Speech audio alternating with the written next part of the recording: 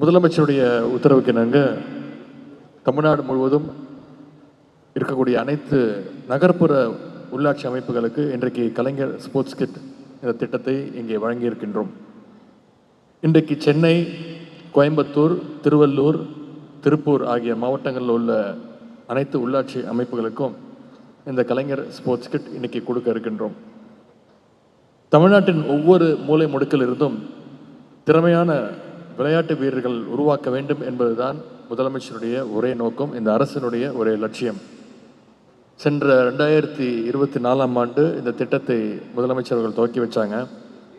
ஏற்கனவே அனைத்து கிராமங்களுக்கும் இந்த கிட்ஸ் போய் சேர்ந்திருக்கு. கிட்டத்தட்ட 12,500 ஊராட்சிகளுக்கு 85 கோடி ரூபாய் மதிப்பீட்டில் ஏற்கனவே இந்த கிட்ஸ் கொடுக்கப்பட்டிருக்கு.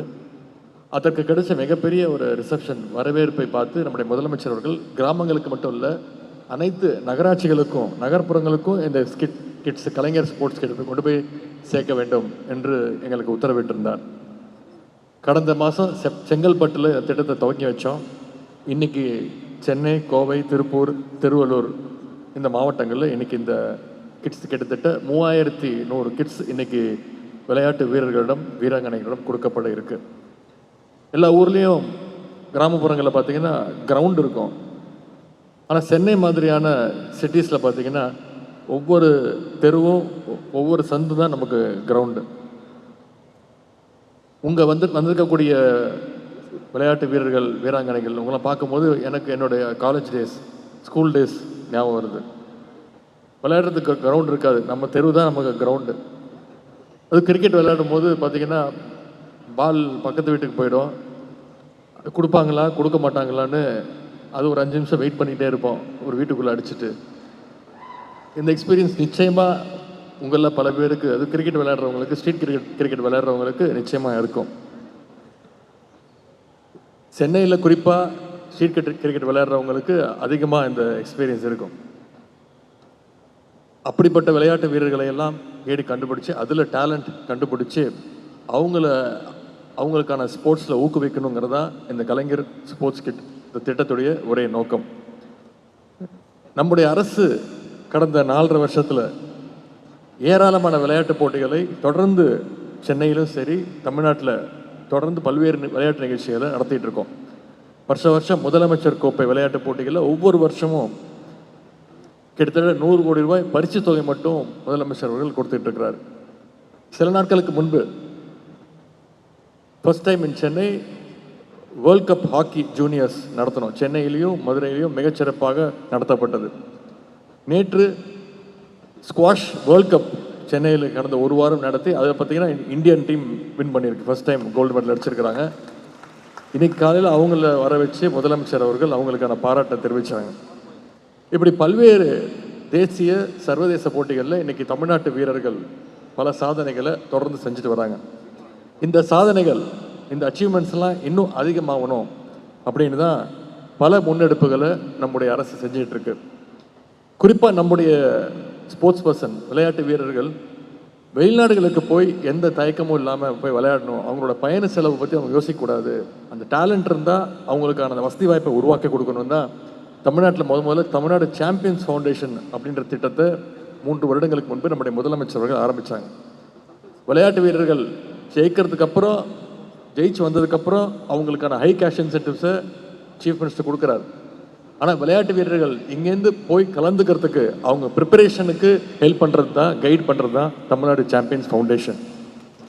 அதே மாதிரி விளையாட்டில் சாதிக்கிற வீரர்களுக்கு பொதுவாக வீட்டில் திட்டுவாங்க, ஸ்போர்ட்ஸ் பர்சனாக போயிட்டேன்னா வேலைக்கு போக மாட்டேன், நீ வெறும் விளையாட்டுலேயே கான்சென்ட்ரேட் பண்ணுவேன், லைஃபே போயிடும் அப்படின்னு. ஆனால் அப்படி கிடையாது.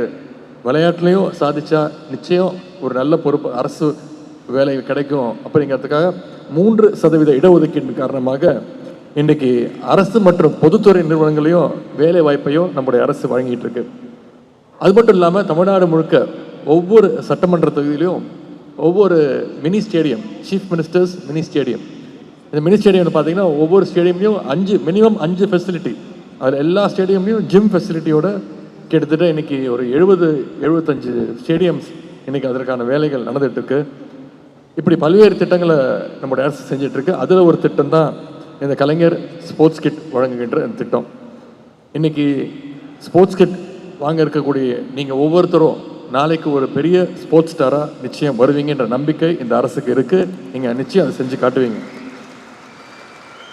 இன்றைக்கி நம்முடைய அரசு விளையாட்டுத்துறையில் செய்கின்ற பல்வேறு பணிகளுக்காக செஞ்சு வருகின்ற சாதனைகளால் இன்றைக்கி இந்தியா முழுக்க இருக்கக்கூடிய பல்வேறு இடங்கள்லேருந்து நம்முடைய அரசுக்கு, நம்முடைய மாநிலத்திற்கு பாராட்டுகள் தொடர்ந்து வந்துட்டுருக்கு.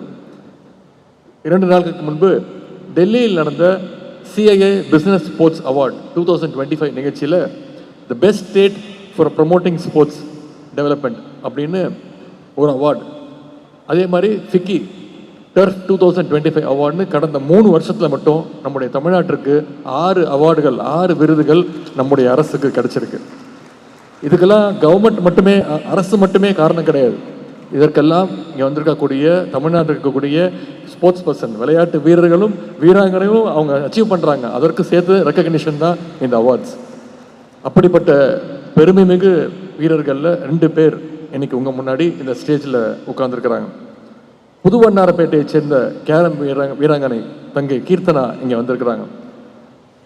வறுமையான குடும்ப சூழலில் போராடி தன்னுடைய திறமையால் இன்னைக்கு கேரம் விளையாட்டில் உலக சாம்பியனாக உயர்ந்திருக்கிறாங்க சகோதரி கீர்த்தனா அவர்கள். சமீபத்தில் மால்தீவ்ஸ் அங்கே நடந்த உலகக்கோப்பை கேரம் போட்டியில் சிங்கிள்ஸ், டபுள்ஸ், டீம் மேட்சஸ்னு எல்லாத்துலேயும் கோல்டு மெடல் அடிச்சுட்டு வந்து இங்கே வந்து உட்கார்ந்துருக்கிறாங்க, சாதனை படைச்சிருக்கிறாங்க. இன்றைக்கி மதியானம் நம்முடைய முதலமைச்சர்கள் அவங்க பாராட்டி அவங்களுக்கு உயரிய ஊக்கத்தொகையாக 1 கோடி ரூபாய் நம்முடைய அரசு வழங்கியிருக்கின்றது. தங்கை கீர்த்தனாவுக்கு நாம் அனைவரின் சார்பாக அவருக்கும் அவங்களுடைய கோச் அவங்களுக்கும் அவங்களுடைய குடும்பத்தினருக்கும் நம்ம அனைவரும் நம்முடைய பாராட்டுகளை கைத்தட்டல் மூலம் தெரிவிப்போம். கீர்த்தனாவை போல இங்கே இன்னொரு விளையாட்டு வீராங்கனை சாதனையாளர் நம்ம முன்னாடி உட்கார்ந்துருக்கிறாங்க. ஸ்ருதி ரத்னவேல் சகோதரி. மதுரையில் பாஸ்கெட் பால் விளையாட தொடங்கின இவங்க இப்போ சீனா வரைக்கும் போய் இந்தியன் டீமுக்காக விளையாடிட்டு இருக்காங்க.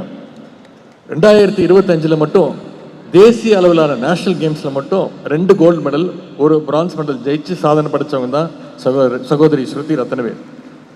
அதோடு அவங்களே அவங்களோட எக்ஸ்பீரியன்ஸ் சொன்னாங்க. தமிழ்நாடு முதலமைச்சர் அவர்கள் அழைச்சி அவங்களுக்கு வேலை வாய்ப்பு கொடுத்த அந்த 3% ஸ்போர்ட்ஸ் கோட்டாவில் அவங்களுக்கு அந்த வேலை வாய்ப்பு கொடுத்ததையும் இங்கே அவங்க பகிர்ந்துக்கிட்டாங்க. இன்னைக்கு விளையாட்டு வீராங்கனை ஸ்ருதி ரத்னவேல் TNPL அரசனுடைய TNPL நிறுவனத்தில் கார்பரேட் செக்ரட்டேரியல் ஆஃபீஸராக இன்னைக்கு பெருமையோடு பணியாற்றிட்டு வராங்க.